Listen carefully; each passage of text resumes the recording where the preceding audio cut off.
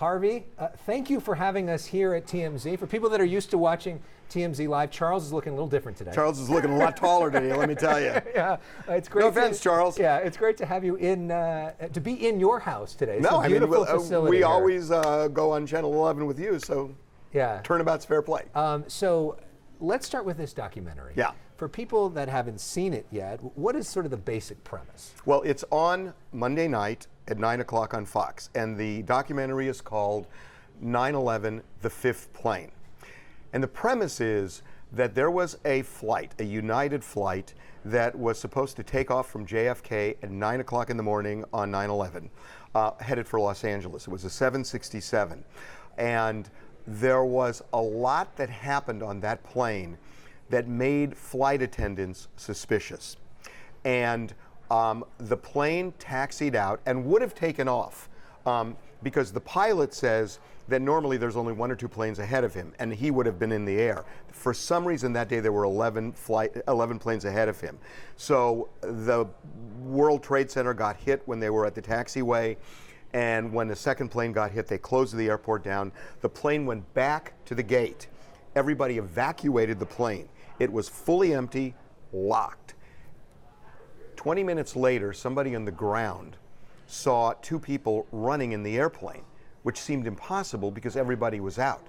So authorities came and they opened the door, and the hatch that goes from the belly of the plane that opens up into the electronics area and then up into the cabin, that hatch was completely open. And the FBI was alarmed enough to go to the hotel where the flight attendants were, interviewed all of them, actually took them to a lineup to see if they could identify 4 passengers in particular because of things that happened on the plane. And this has never been mentioned in the 9/11 report. Almost no reporting on this, a little bit, but almost none. Right. And something weird was happening on this airplane. And we have interviewed the flight attendants, we've interviewed the pilot, and they all believe that they were targeted as a weapon of mass destruction.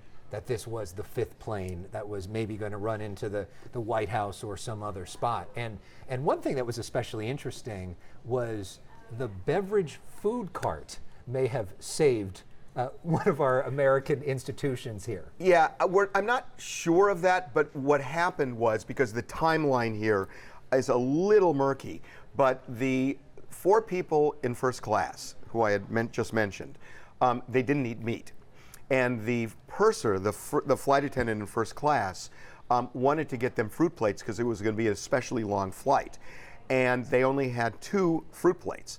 And she wanted to get 2 more so they could eat and be comfortable. They were not having it. And according to the flight attendants who watched this, they were arguing, we don't want food, all we want to do is take off, we want to go now. And the purser persisted, and the plane didn't leave exactly when it was supposed to. Now, how much longer it took, I can't tell you because there's a little bit of a conflict there, but what everybody agrees on is something was going on this airplane. By the way, what I didn't mention was the chief pilot, who was the chief pilot for all the United pilots at JFK that day. The chief pilot told the pilot of this plane, I have to tell you something.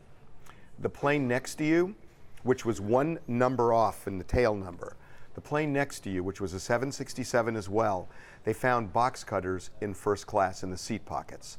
And the pilot says he is now convinced those box cutters were meant for his airplane and that it was just a mistake, and believes that somebody on the ground may have been cooperating to put those box cutters on the flight.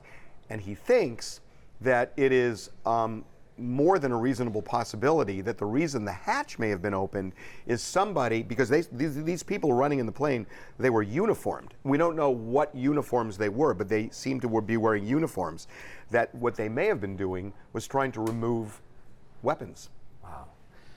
So obviously it's been over 20 years since 9/11. How have we never heard about this? Well, I got to tell you, Alex, I did hear about it. Yeah, and where did you hear about this? So one of my really close friends in college at UCSB became a flight attendant for United. And and she's in the documentary. And gosh, it must have been 3 or 4 years after 9/11, we had dinner. And she told me this story. And she stopped flying after that. That was it for her. She was so freaked out. And she told me it, but at the time she told me there was nothing I could do with it. I mean, I just didn't have that kind of platform. And I never forgot it though. So 6 or 7 months ago, I had dinner with her again. And I said, Barb, do you remember that story? And she's like, what do you mean, do I remember the story? She said, it defines me. And I said, I now have something I can do with it. And I said, I want to do a documentary on this. And so kind of piece by piece, we put together, the flight crew, got them to talk to us, got the pilot to talk to us, got the United dispatcher to talk to us, and others. And this is an unusually long project for us. It took 6 months. Yeah, and when we look around here and we think of TMZ, this is not the kind of project we often think of for TMZ, or even the TMZ documentaries. This is kind of a different format than the other ones as well. Why was this so important for you to do this? Well, for 2 reasons. One, I think this is really important to get out there. And I think, ultimately it's for everybody to watch it and hopefully and draw their own conclusions on it. But secondly, we are deep into the documentary business right now, and we're working not just with Fox Network, but we're working with various streamers, and we're cranking out a lot of documentaries. By the end of March, just this year, we'll have done 8 documentaries. And so it's personal passion of mine. I mean, I love doing them. I have a great team here that where we've really kind of figured out the rhythm of getting these things done. So for the last couple of years, it's been a real priority of ours. One more question about the documentary itself. So did you get any pushback from the federal government when you started asking questions on this? What kind of response did you hear? Nothing. I mean, I remember I talked to a guy from the FBI, and he said, oh, I really like TMZ. And then I said, great. I said, here's what I want to ask you about. And he said, well, I'll get back to you. And that was the last I heard. We filed a Freedom of Information request for the FBI, never got a response. So they are radio silent on this. And as the pilot said, and he says in the documentary, he said, look, if these are just innocent people on the plane and this was all just a misunderstanding, it would be easy enough for them to say it. But if it's not that, then there are reasons they might not want to say it. And so all I can tell you is we just got radio silence. And so we don't know if those people that were in first class that may have very well been terrorists, were they ever arrested?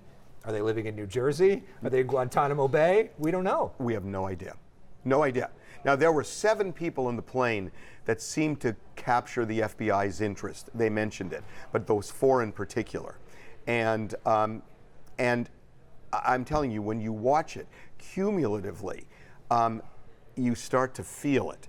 And then when you realize this hatch was open, mysteriously open, and these people running in the plane afterward, that's when the alarm bells not only rang for us, they clearly rang for the FBI, because the FBI beelined it to the hotel and interviewed each flight attendant individually. So do you have any doubt that that was the 5th plane?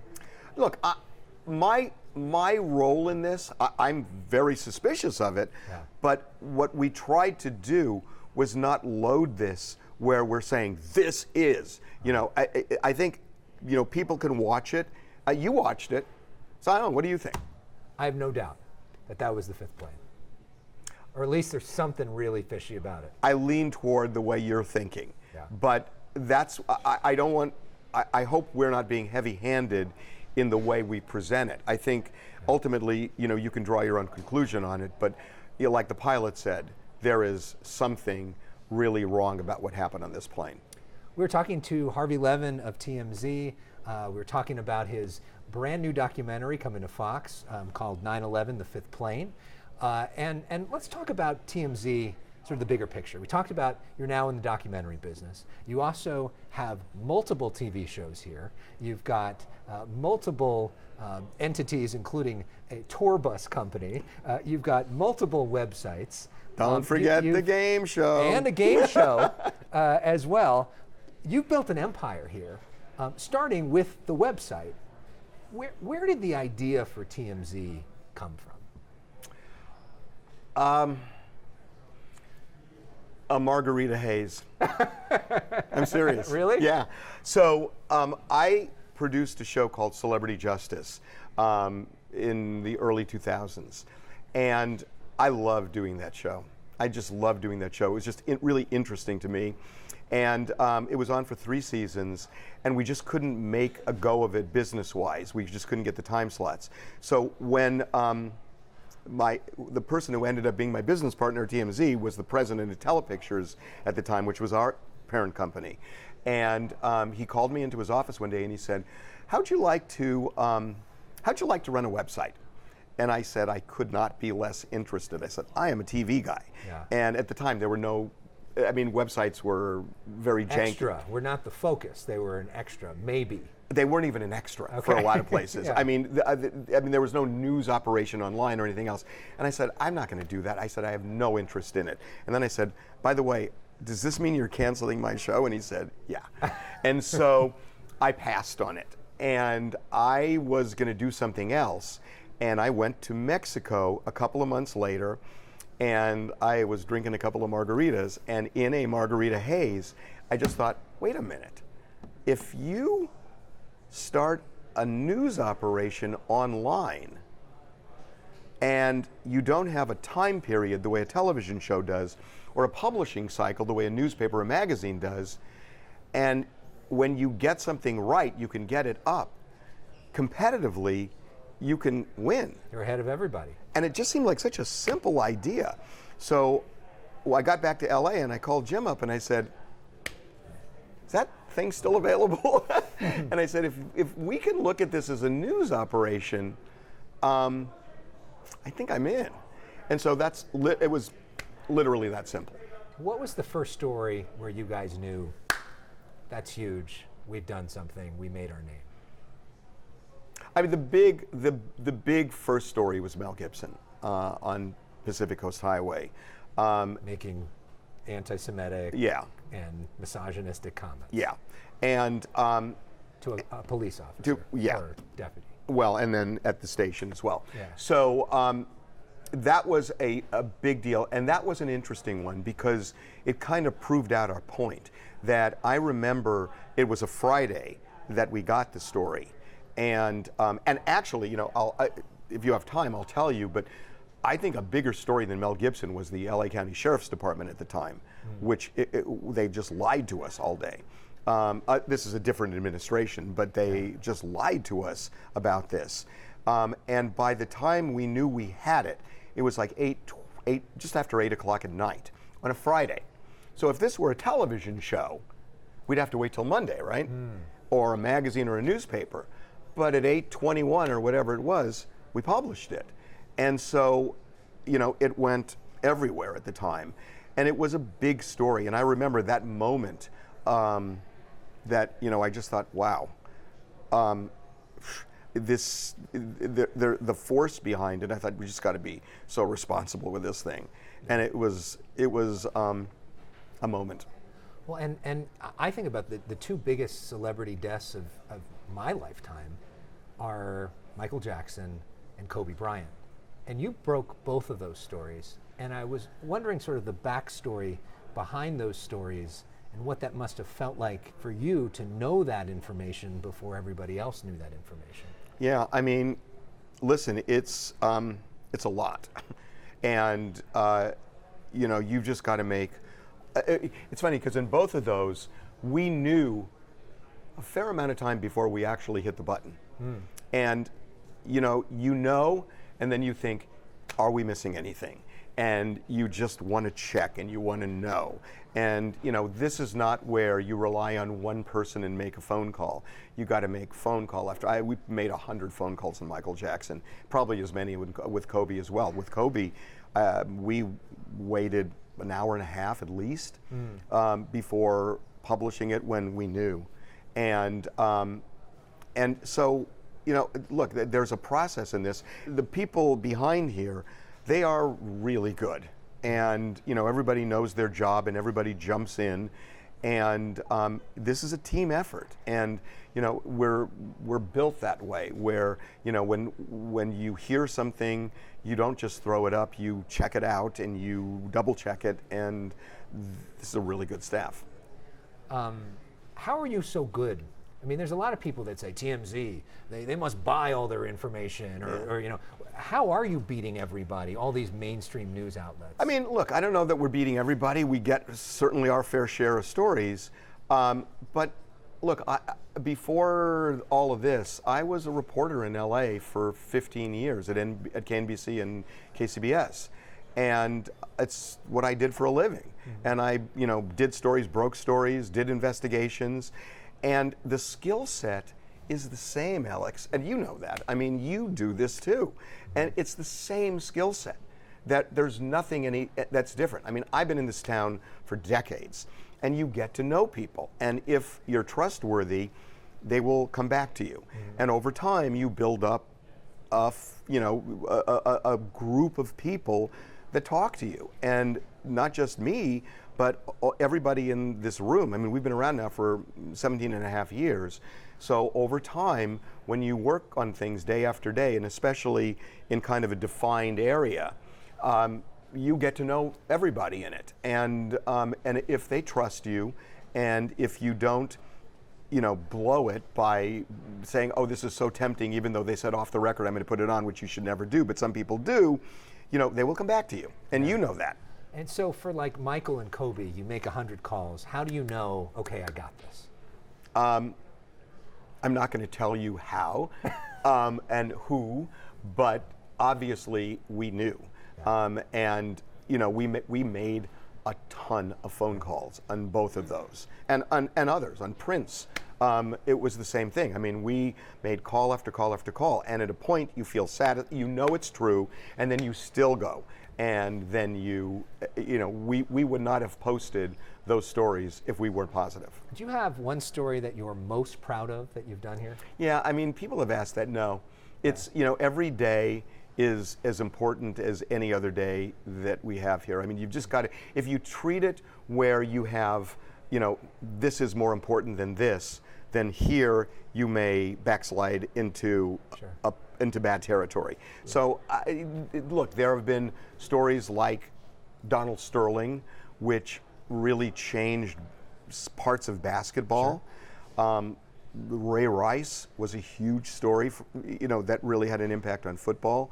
So there are stories that have an impact, that those stories are somewhat unique, but I just don't look at it that way. And when we broke, I remember when we broke Michael Jackson, it's not like we sat around and said, wow, look what we did. We said, okay, now we have to find the next element of this. And, that's the way it works. Do you have any stories that you regret or wish you could take back, or even think maybe we pushed too much or was too much in somebody's face? Yeah, and I mean, that happens over time, where 2023 is different than 2010, say. And, a lot has changed, and I think we've changed. I think everybody's changed. I mean, honestly, I think everybody's changed. And, this is something, we've talked about this together. I mean, we should declare we're friends. Yes. And we've talked about Bill Maher, who we both really admire. Sure. And, and he says you cannot look at your life through a 2023 lens. And people evolve, and companies evolve, and companies do things differently. So, I think if you went back and looked at what we did in 2010 or what anybody else did in 2010, you're going to look at it differently in 2023. So there's nothing specific I can mention, but I do think that in terms of just the way you work, you evolve. Well, let's talk about some of the biggest changes, because social media obviously has changed the game in a big way, in the way that celebrities communicate. And it seems like the way that you guys do stories as well. You don't see as much of the camera out there on the street, because people post the stuff themselves. That's not as interesting. It's changed this whole operation. Well, interestingly, the pandemic changed it. Yeah. And the pandemic changed it because we used to have 25 cameras out. And one of the criticisms that I used to get was, God, we don't know half the people who are on your show, because we'd get somebody out, and it could be some, a B-list celebrity, a C-list celebrity that people don't know. And what we decided to listen, during the pandemic, there were no cameras out. Yeah. So we really needed to pivot on a dime. And we started looking at social media and looking at other ways of doing stories. Fun stories on the Fun Show, and news stories on TMZ Live and on the website. And we started realizing maybe we are devoting too much attention to cameras out there, and we should be devoting more attention to other areas like social media, where there are stories that bubble up. And what we found was that we were able to kind of elevate who we were covering and what we were covering. And so now that we're fully out of the pandemic, we have less than a third of those cameras out, and I think our shows and I think our website is better for it. We're talking with Harvey Levin. We usually talk about politics on our show, so I got to ask you at least one question about that. Shoot. So you've known Donald Trump for a long time. You did Objectified, your show with him, where we looked at different objects that he had. What do you make of him coming back? It scares the crap out of me. Why is that? Because when somebody says that I will be your retribution, that is a frightening prospect. And this country, I think, is in deep, deep trouble because of tribalism. And I think there has been tribalism in the media on both sides. Sure. I think that there is tribalism in politics, and I think he is the king of tribalism. And it's that you're either with me or you're my mortal enemy. That's not the way to live. And I think he lives that way. And I think that if he's gonna run, but if you run on a platform of revenge, where do you think that takes this country? Do you think DeSantis can beat him? I don't know. I mean, who knows? Yeah. Who knows what's going to happen? I stopped predicting anything after O.J. Simpson. Yeah. Who knows whether something weird happens with Donald Trump, or whether all of a sudden we've seen it before, where somebody emerges that you never thought would emerge, and all of a sudden, Barack Obama did that. Right. Right. So, who knows what's going to happen? I have no idea. We saw Joe Biden was here in Southern California this week. I was out with him. What do you make of him running again? Are you concerned about his age? Well, I think it's an issue. Yeah. And it's not even, to me, it's not an issue of whether he seems to have all of his faculties. He does. Yeah, maybe there are moments he has, but look, the guy is engaged and everything else. But the reality is, how old is he, 80? 81, going on 82. Okay, so we are now facing the prospect of an 86-year-old president. We know how life works, right? And things happen in life. And the older you get, when you get around that age, the reality is you don't last forever. So, is age a factor? I think age is a factor. I don't think that necessarily means that his faculties have dimmed to a point where you have to be alarmed. I don't think that's so much the issue as just math. Right. Do you think there's a stronger Democrat? I don't see it, do you? Right now, it's sort of, that's the challenging part of this whole thing. But for who? a lot of Democrats, because you talk to Democrats and they say, we don't want Biden, we think he's too old. Right. And then you ask them, well, then who? They don't know. And then they don't know. They don't know. Or they debate, or they say, not Kamala Harris. And so then they end up back at, okay, I guess it's Biden. Well, you just said something that's really interesting, not Kamala Harris. So I think the real wild card now is, what does Biden do here? Because if that's true, that among Democrats, the vice president is not particularly, that people are not necessarily down with it. Then you look at his age, and then people start calculating all of this and what could happen. And if people are not really feel confident with her, and there clearly are a lot who don't, what does that do to the calculus? I don't know. I mean, I'm so curious to see what Biden does. My gut is that she'll stay on the ticket, but I think that's going to become an issue just because of his age. And black women are some of the most important part of the Democratic base. Absolutely. They probably wouldn't like that. Absolutely. We're talking with Harvey Levin of TMZ. We're promoting his big documentary, 9/11, The Fifth Plane, on Monday night. I'm curious for you. You have built an empire here. We look at it behind us. We see it all over the place. Where do you see the future going for you? What's next for you? What's exciting for you these days? Well, the problem is that we were just talking about age. So, I mean, look, I don't know. And in terms of an empire, I got to tell you, you're looking around here and there are, 4 walls and we never get out of the building all day long. So we don't feel any of this, honestly. We just got work to do and we get work done. There's no feeling of what you said. It's just we all have jobs to do here, and literally we come in really early, and we work all day long. And so I don't feel it that way at all.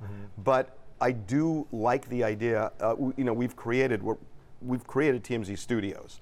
That's exciting to me, and I'm really kind of energized by the work that we're doing in growing and doing these documentaries, coming up with other shows. We're working on something scripted right now, and that's really fun.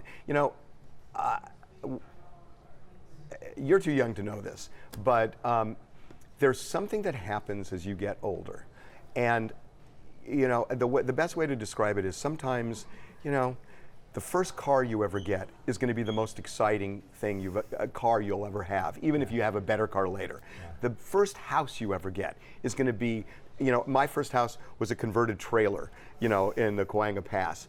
I was so proud of that house, and I was so excited about that house. I bought furniture from a gas station, and I was so proud of that. Yeah. And over time, as you experience the same thing over and over and over again, the excitement diminishes. And to me, the key is you've got to find ways of growing, and you've got to find ways of finding new things. And because when you start doing the same thing day after day after day, as you get older, you will just never duplicate that excitement if you're doing the same thing. So the trick is finding new things. And one of the things we've been able to do here is find new things. But I have no idea what I'm going to do later, and I don't know how much later there is. I mean, I'm really being honest with you. Well, you're in better shape than most 22-year-olds, so I know you put the work in on that every day too. Multiple workouts a day. Life has, right. Lots of twists and turns. And who knows how long anybody has. So I don't know. I mean, I just don't know. And where do you see the future of media going? Obviously, you were ahead of the curve with TMZ all those years ago. Where do you see that going next? So for a long time, I've always thought that television and the internet will have had their day sometime in the near future. That we're not going to have television the way we know it, and we're not going to have the internet the way we know it.